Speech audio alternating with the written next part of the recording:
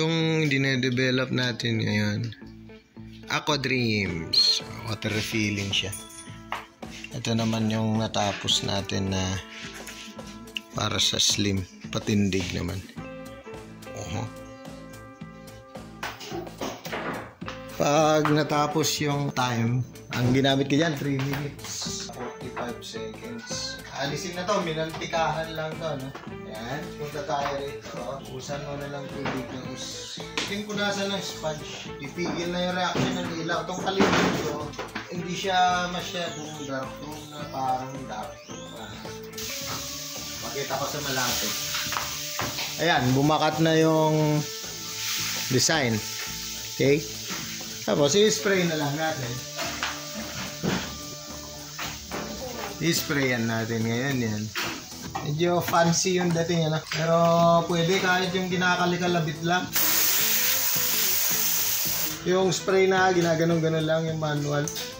Yung para sa mga barbero.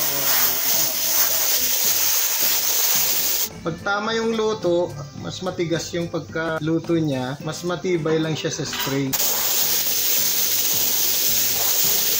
Makita nyo may mga tones. Ibig sabihin ng tones, yung batik-batik, yung maliliit na ano, tuldok-tuldok.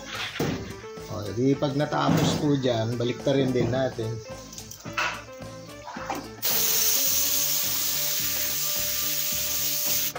Umagos na po lahat yung latak niya dyan.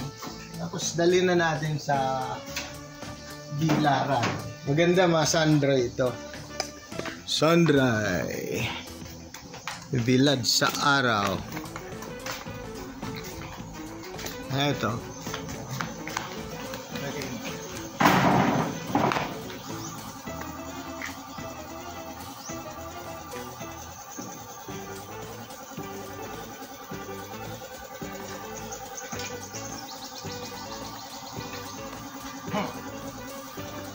Papatuyuin.